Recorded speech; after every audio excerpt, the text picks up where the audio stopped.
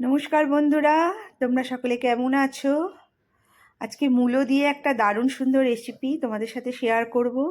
ভীষণ টেস্টি, ভালো খেতে লাগে।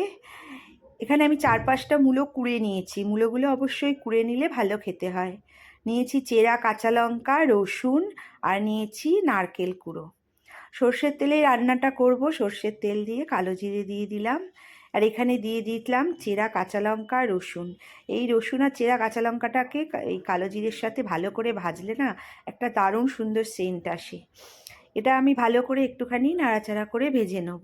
এটা ভাজা হয়ে গেলে এর মধ্যে দিয়ে দেব কুড়ে রাখা মূলোটা। মূলো তো এখন প্রায় শেষ হয়েই আসছে। পৌষ মাস চলে গেলে তো আর মূলো খাওয়াই হয় না, মূলো কেমন পেকে যায়।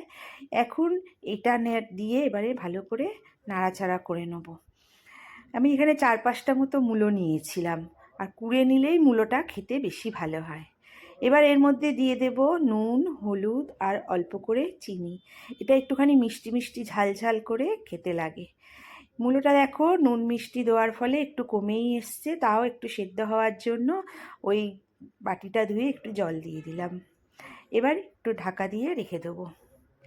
একটুখানি মূলোটা ঢাকা দেওয়ার পরে দেখবে বেশ খানিকটা সেদ্ধ হয়ে এসছে, আরও নরম হয়ে গেছে।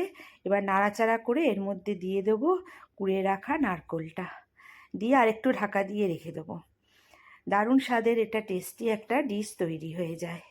এইভাবে নাড়াচাড়া করে যতটা শুকিয়ে নেবে ততটাই এটা খেতে ভালো লাগবে। দেখো বন্ধুরা, পুরোটা আমি এটা তৈরি হয়ে গেছে। এবার নামানোর আগে আরেকটু নারকেল কোড়া দিয়ে দেবো। ব্যাস, তৈরি হয়ে গেল দারুণ স্বাদের মূলো দিয়ে নারকেল। খুব ভালো খেতে লাগে। তোমরা একবার এটা রেসিপিটা ট্রাই করো।